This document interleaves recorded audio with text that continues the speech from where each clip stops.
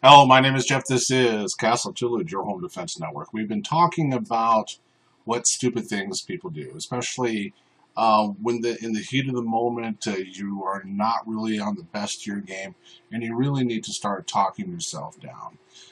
Last week you saw this video. I'm going to bump it up a little bit. Last week you saw me playing this video. Bump it up some more. Last week you saw me playing this video of a guy who was cut off, may have been cut off, forced off the road, but if you see right here, it's his weapon on the center console inside a coaster, inside a holster. And this is an intimidation kind of a thing. When you're sitting there arguing with somebody, when you have a gun in plain sight, it becomes an aggravated assault of some sort. Okay? An assault doesn't have to be real or intentional. You do not need to make physical contact to have an assault. Assault is more in the eyes of the victim. If they feel intimidated in some fashion, it is an assault. And if a weapon is involved, especially a handgun, it becomes an aggravated assault. In other states, you're going to have maybe a first or a second degree assault of some sort. So the charge is the same, but in your state will probably differ a little bit.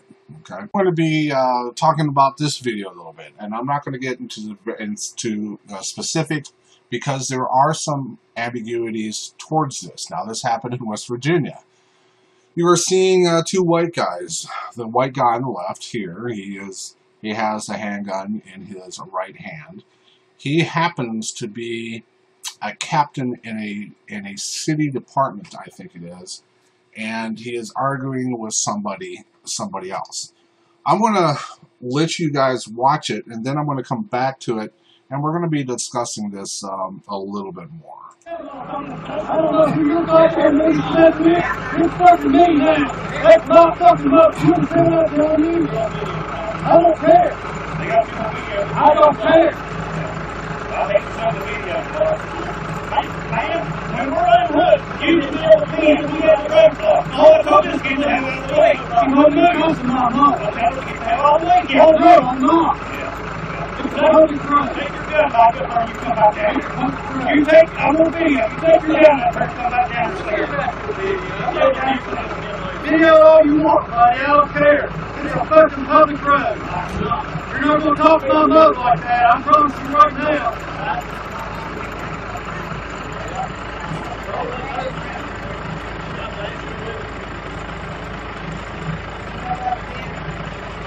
Yeah,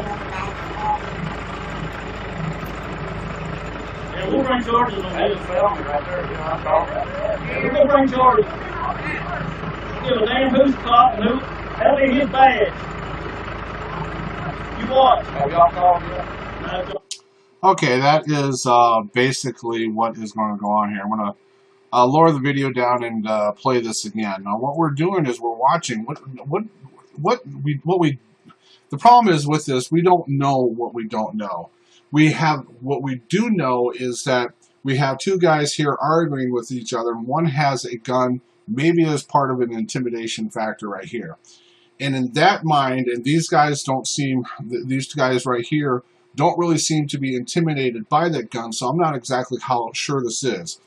If it is your mindset that that gun is there to intimidate you, that could be some kind of an assault. Obviously, he is a willing participant right now.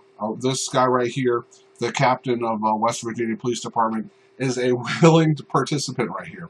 Okay, this, I assume, is his mother, and I'm gonna he's gonna walk away. Now he's walking away, and he's leaving his mother here. And what he did is he came to defend his mother, because one of the other guys were talking crap about him. So what we don't know what we don't know. We do not know what happened before the camera was turned on.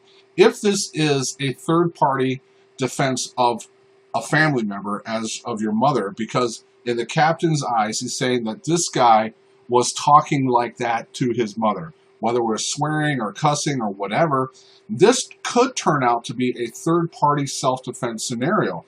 But what I know right now is this captain right here has been suspended with pay or suspended without pay.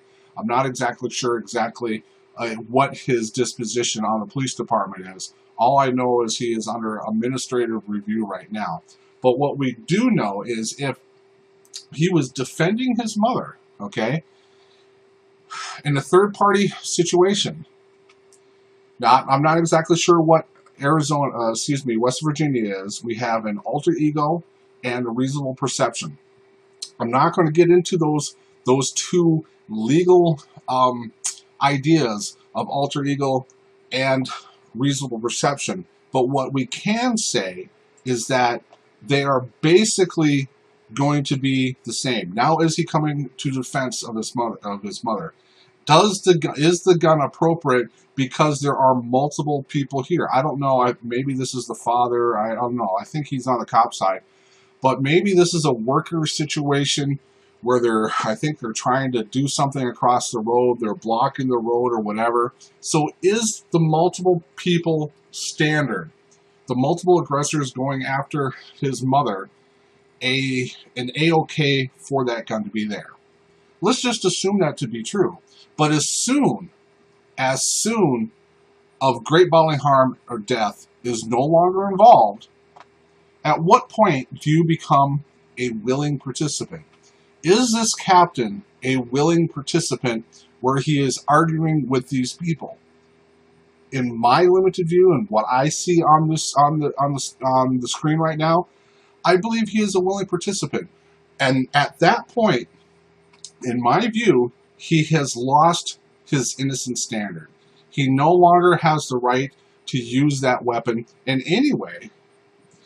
Are the other guys, do they have the ability, the opportunity, and are they showing jeopardy to harm or great bodily harm or death you at that particular moment? Especially when that guy is up in your face and talking into your face. At what point does he lose his right?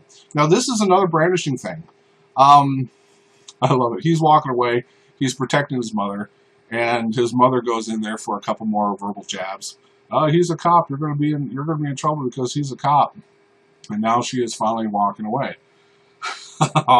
I think when you're dealing with these situations, there's usually bad actors on both sides. When you're reading defense cases, which I kind of tend to do, and there are three elements that happen almost on a regular basis. A girl is involved, they are drunk, and a gun is involved. Well, the girl is his mother.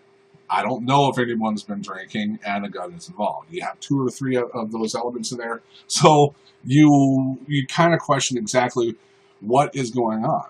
All right. So again, being hot-headed, being a brandishing a weapon, assault of some sort, an aggravated assault. Is he defending his mother? And if he is, let's give the cop the benefit of the doubt. If he is defending his mother for a third-party self-defense because of multiple attackers going after her verbally, he introduces the gun. But at what point, when he is arguing, going directly up to his face, he's not getting his mother out of the situation, so clearly he believes that the threat to his mother is no longer prevalent, in my mind, because he is going up into the face of these guys. And these guys, I don't know. Are they calm and cool? Hey, let's take time to videotape this and point things at the gun. Wouldn't you want to create distance? I wasn't there, okay?